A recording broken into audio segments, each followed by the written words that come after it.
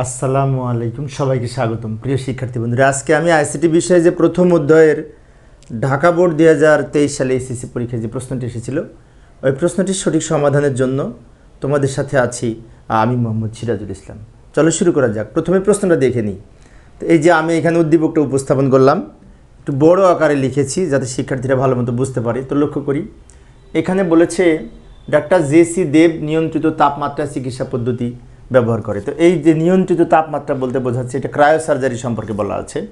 আবার বিশেষ ব্যবস্থায় কম্পিউটার নিয়ন্ত্রিত পরিবেশে চিকিৎসা সম্পর্কে বাস্তব অভিজ্ঞতা অর্জন করেন। এই যে কম্পিউটার নিয়ন্ত্রিত পরিবেশে বাস্তব অভিজ্ঞতা অর্জন করে, এটা কিন্তু আবার ভার্চুয়াল রিয়েলিটি। তো যাই হোক, এখন আমরা এটার ক নাম্বারের উত্তর বলেছে সিএডি কি। সিএডি হচ্ছে, আমরা ক নাম্বারের উত্তর এইভাবে লিখতে পারি, সিএডি এর পূর্ণরূপ হচ্ছে computer aided design. Computer aided design.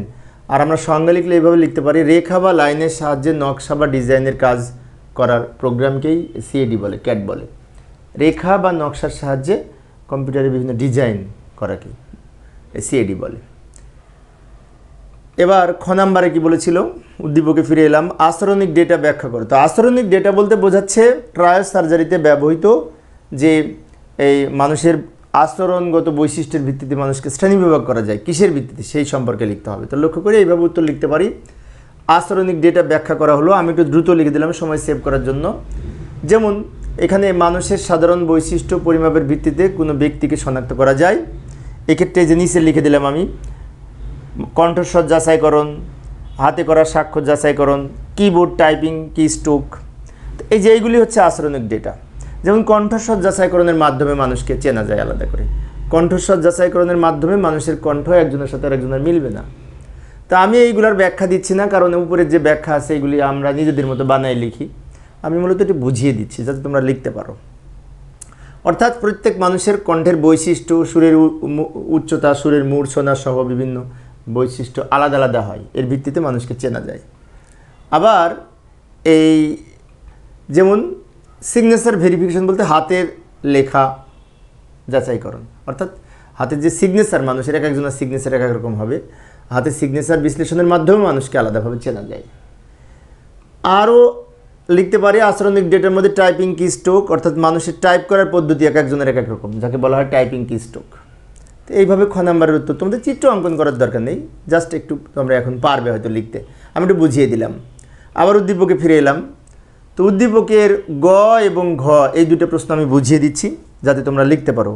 গ নাম্বারে বলেছে উদ্দীপকে উল্লেখিত ডাক্তারের প্রশিক্ষণ গ্রহণের প্রযুক্তিটি ব্যাখ্যা করো। তো প্রশিক্ষণ গ্রহণের প্রযুক্তিটি হচ্ছে যে 3 নাম্বার লাইনে আছে, চিকিৎসা পদ্ধতি সম্পর্কে বাস্তব অভিজ্ঞতা অর্জন করেন কম্পিউটারের সাহায্যে। তো এইটা হচ্ছে এই যে ভার্চুয়াল রিয়েলিটি, এই যে আমি নিচে এখানে উপস্থাপন করলাম, প্রশিক্ষণ গ্রহণ করেছে চিকিৎসা সম্পর্কে, সেটা ভার্চুয়াল রিয়েলিটি সম্পর্কে ব্যাখ্যা দিতে হবে। আবার ঘ নম্বরে বলেছে উদ্দীপকে উল্লেখিত পদ্ধতিতে তথ্য ও যোগাযোগ প্রযুক্তির অবদান মূল্যায়ন করো চিকিৎসা পদ্ধতিতে। তার মানে এখানে ক্রায়োসার্জারি চিকিৎসা পদ্ধতি কী ছিল, যে সবার উপরে লেখা ক্রায়োসার্জারি। তো ক্রায়োসার্জারি সম্পর্কে ঘ নম্বরের উত্তর লিখতে হবে। এখানে ক্রায়োসার্জারি কি, ক্রায়োসার্জারির পদ্ধতির গুরুত্ব সম্পর্কে আমরা এখানে বিস্তারিত বর্ণনা করব।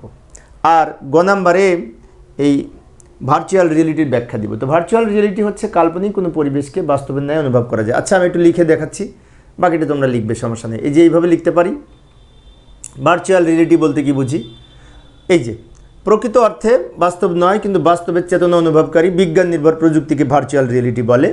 ভার্চুয়াল রিয়েলিটির মাধ্যমে কাল্পনিক কোনো পরিবেশকে বাস্তবের ন্যায় অনুভব করা যায়। এইভাবে ভার্চুয়াল রিয়েলিটি সম্পর্কে আমরা আরও কিছু ব্যাখ্যা দিতে পারি। ভার্চুয়াল রিয়েলিটি হচ্ছে কাল্পনিক কোনো বিষয়কে বাস্তবের ন্যায় অনুভব করা যায় এই প্রযুক্তি।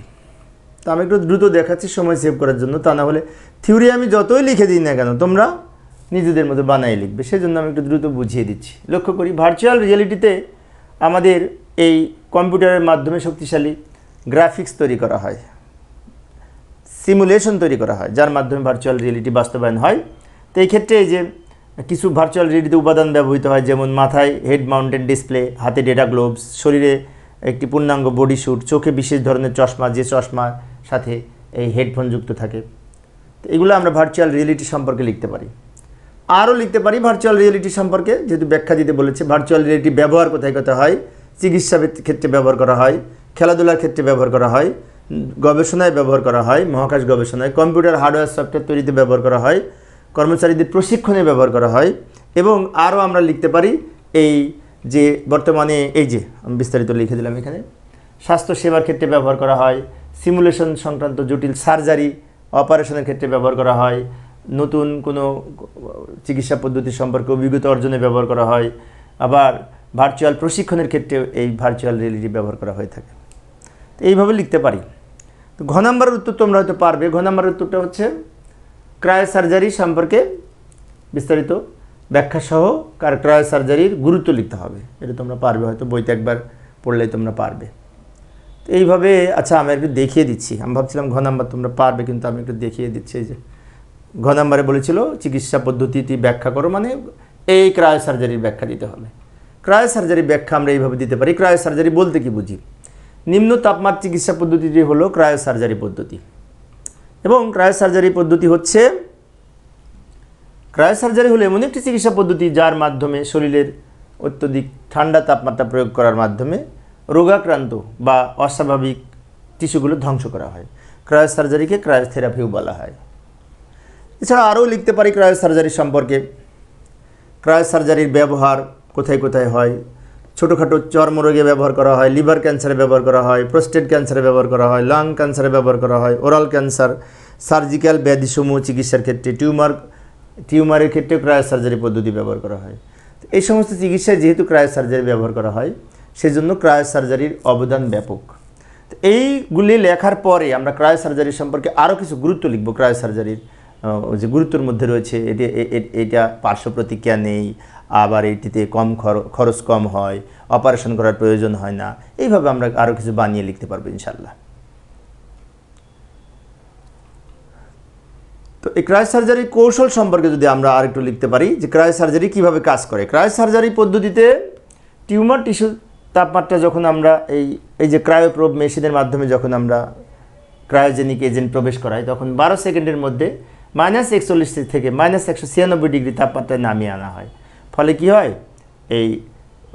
ওইখানে রোগাক্রান্ত টিস্যুগুলো মারা যায় এবং আস্তে আস্তে অন্যান্য চিকিৎসার মাধ্যমে চিকিৎসা করা হয়। ফলে এর পার্শ্ব প্রতিক্রিয়া নেই। তো এর পাশাপাশি তোমরা গুরুত্ব লিখবে, আশা করি তোমরা এখন পারবে। তো প্রিয় শিক্ষার্থী বন্ধুরা, এই ছিল আজকের আলোচনা। আমি অল্প অল্প করে আলোচনা করি শিক্ষার্থীদের অনুরোধে। পরের ক্লাসে আরও একটি বোর্ড সমাধান করার চেষ্টা করব। দেখার আমন্ত্রণ রইল। খোদা হাফেজ।